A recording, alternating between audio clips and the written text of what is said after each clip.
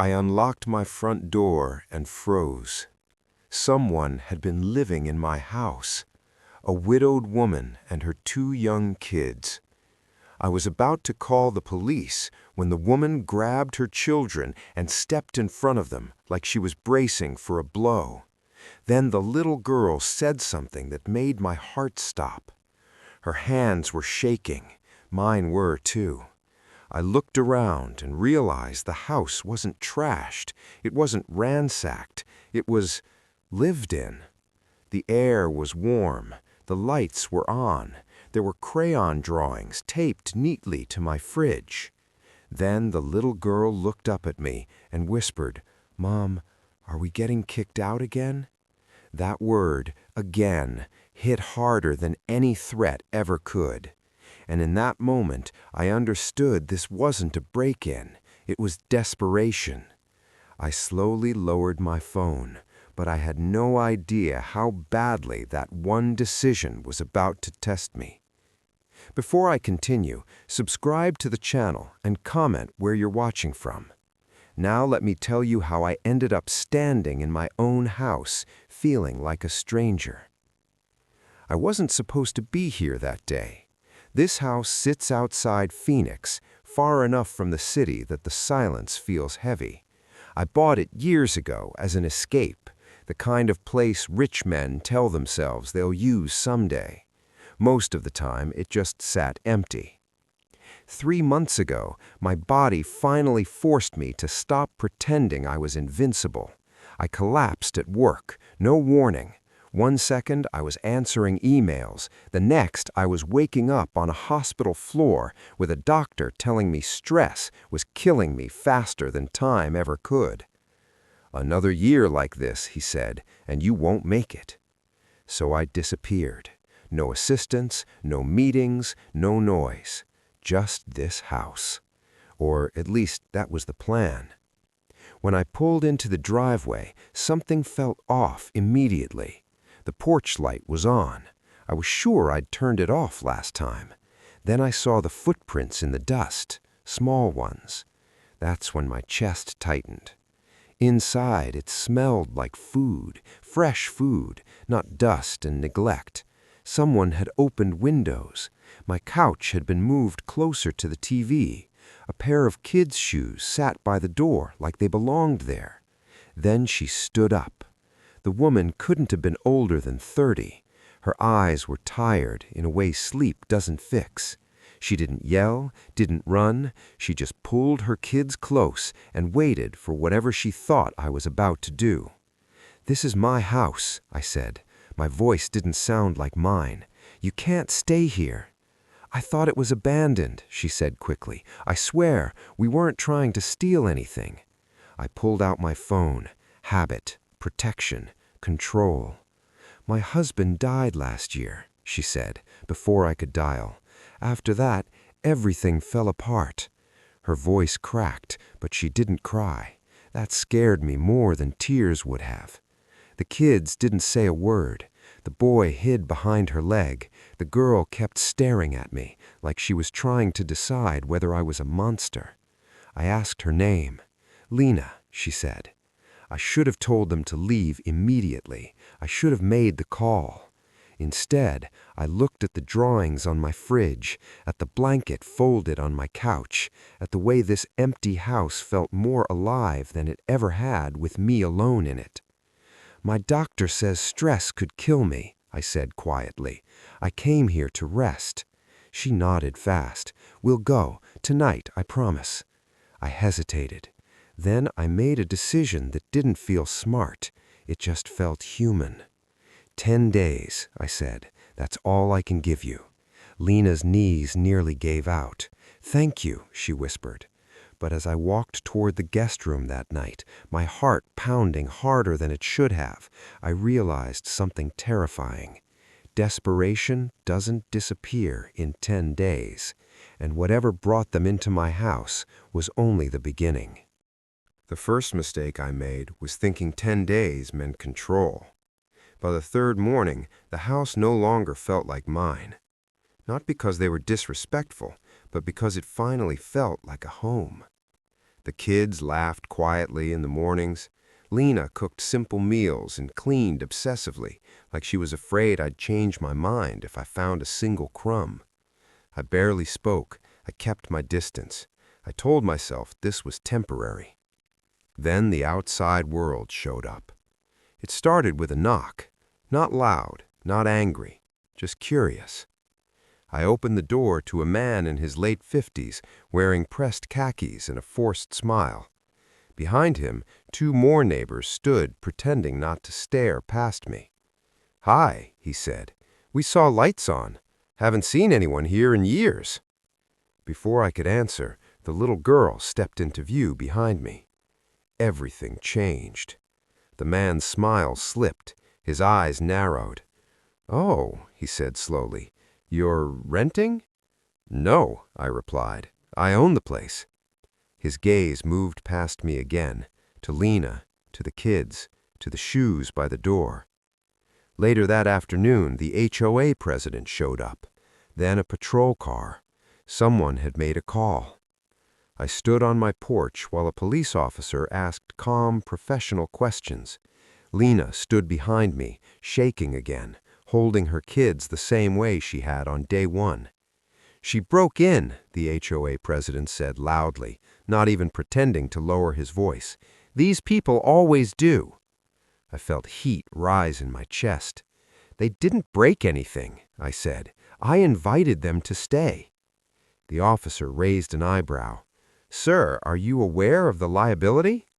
"I am now." Lena stared at the ground like she already knew how this ended. The neighbors watched from across the street, phones out, whispers traveling faster than facts. By evening, my inbox was full. Emails from the HOA, messages from a property manager, warnings from my lawyer. This could become a problem. You're opening yourself up to lawsuits. What if they refuse to leave? And then came the worst part, the humiliation. At the grocery store the next morning, 2 women stopped talking when I walked by.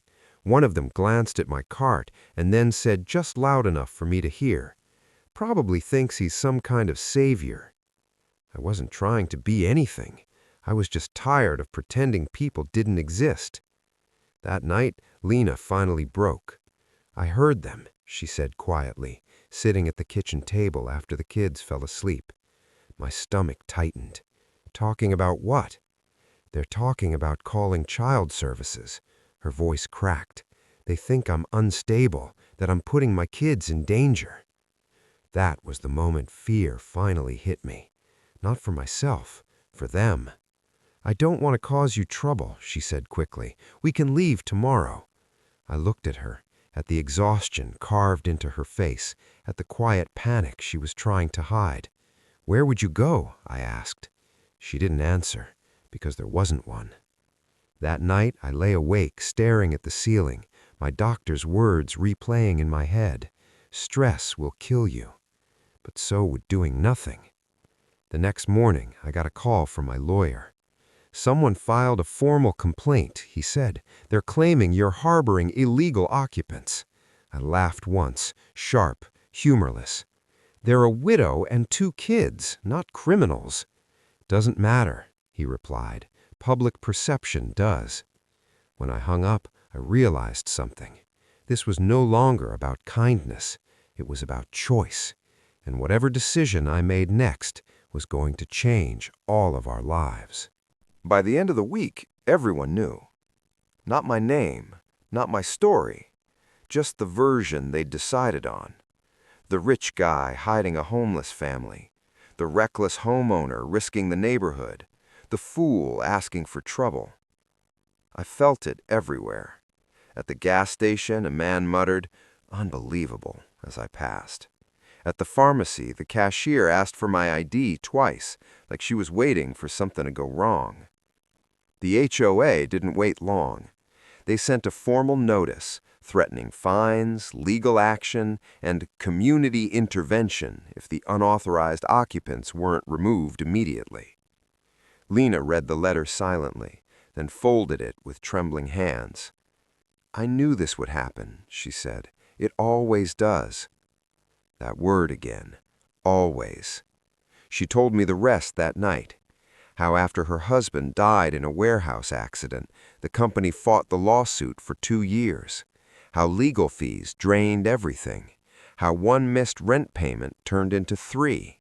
How shelters split families by gender. How sleeping in a car with kids teaches you silence fast. I learned something, she said quietly. If you disappear before they push, it hurts less. That broke me more than any threat. The next morning, 2 strangers knocked on my door. Child Protective Services. Someone had reported unsafe living conditions. The caseworker was polite, professional, but her eyes scanned everything: walls, floors, food, beds. The kids sat stiff on the couch, like they'd practiced this before. "Are you related to the homeowner?" Lena asked. "No," Lena said softly. The woman wrote something down. That's when I realized the truth. I wasn't protecting them anymore. I was the excuse. After they left, Lena didn't cry. She started packing. "You don't have to do this," I said. She shook her head. "You already gave us more than most people ever would." That night, I sat alone in the dark, staring at my phone. One call could make all of this disappear. Evict them, clean the house, go back to silence. My doctor would approve. The HOA would celebrate. My life would be easy again. But then I heard the little girl coughing in her sleep, and I knew. The next day, I did something reckless. I invited the HOA president over, along with the neighbors who complained, and the CPS caseworker, and my lawyer. They gathered in my living room, stiff and suspicious. "This ends today," the HOA president said. "You're being taken advantage of." I nodded. I said, "You're right, so let's talk facts." I handed out documents, medical records, police reports, court filings, proof of the husband's death, proof of the lawsuit, proof that Lena had applied for housing 7 times. The room went quiet. "These kids aren't in danger," I continued. "They're just poor." No one spoke. "I'm not asking permission," I said. "I'm notifying you." "Notifying us of what?" someone asked. "That I've hired a housing attorney, that this home is now under a temporary family residency agreement." The HOA president's face drained of color. "And that any further harassment," my lawyer added, "will be handled in court." The CPS worker closed her folder. "I'll update my report," she said calmly. That night, Lena sat at the kitchen table, stunned. "You didn't have to do this," she whispered. "I know," I said, "but I wanted to." She cried then, quietly, honestly. And for the first time since this started, I felt something shift. But justice was still unfinished, because the people who humiliated them weren't done yet. The shift didn't happen loudly. It happened in whispers. The same neighbors who once watched from behind curtains now avoided eye contact. The HOA email stopped sounding confident and started sounding careful. Words like concern replaced violation. Clarification replaced threat. They were scared, not of me, of being exposed. Because once lawyers get involved, stories stop being rumors and start becoming records. A week later, my attorney called. "You're not the first," he said. 2 other homeowners in this development were fined for allowing unauthorized occupants. One of them was forced to sell. I felt my jaw tighten. Why? Because they didn't fight back. That's when I understood what this was really about. Control. This HOA wasn't about safety. It was about optics, about keeping people like Lena invisible so property values stayed comfortable and consciences stayed clean. Then came the email that changed everything.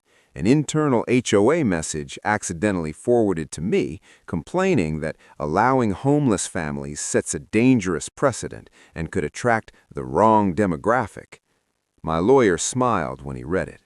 "This," he said, tapping the screen, "is gold." Within days, the tone shifted completely. The HOA withdrew their complaint, CPS closed their case with no findings, the patrol car stopped driving by at night. But the real change happened in the house. The kids slept deeper. Lena started laughing again, softly at first, like she wasn't sure it was allowed. One evening, she showed me a letter. She'd been approved for a housing voucher. Not permanent, not perfect, but real. "I don't know how this happened," she said. I did. Pressure works both ways. But justice isn't just winning arguments, it's what you do after. I helped her find a small apartment nearby, close to the kids' school, near a bus line, near hope. I paid the deposit. No speeches, no savior nonsense, just help. On their last night in the house, the kids taped one more drawing to the fridge. It was the three of us, standing under the same roof. I didn't take it down. The neighbors watched as Lena loaded the car the next morning. Some looked guilty, some looked annoyed. None said a word. But one did. The HOA president stopped me later that afternoon. "You made this harder than it needed to be," he said. "No, I made it honest." He walked away without another word. That should have been the end, but karma doesn't rush. 2 months later, I saw his name in the local news. Embezzlement, misuse of HOA funds, forced resignation. Funny how control attracts the wrong kind of people. The house felt quiet again after Lena and the kids left, but not empty. For the first time, it felt like it belonged to me, not because I owned it, but because I'd chosen who I was inside it. And just when I thought the story was over, life surprised me again. 3 months passed. The house was quiet again, but not the kind of quiet I used to chase. No silence that echoed, no emptiness that pressed on my chest. This time, the quiet felt earned. One afternoon, I was fixing the back fence when my phone buzzed. A message from an unknown number. "Hi, Robert, it's Lena." I stopped what I was doing. I wasn't sure if I should text, but the kids wanted to say thank you. A photo followed. Mary was standing in front of a tiny apartment balcony, holding a plant in a red cup. Peter sat on the floor beside her, laughing, surrounded by toys. They looked safe, alive, normal. I stared at that picture longer than I'd like to admit. "We're okay now," Lena wrote. "Not perfect, but okay." I leaned against the fence, letting the breeze hit my face. That was all I'd ever wanted for them. A week later, I received a letter in the mail, handwritten. Mary's handwriting was uneven, letters too big, spelling imperfect, but the words were clear. "Dear Uncle Bob, Mom says you didn't have to help us, but you did anyway. I have my own room now. Peter likes the window. I hope your house is happy." I folded the letter carefully and put it in my wallet. That night, I walked through the house slowly. The fridge still had faint tape marks where drawings once hung. The guest room still smelled like lavender soap Lena used. The backyard garden, our garden, was thriving.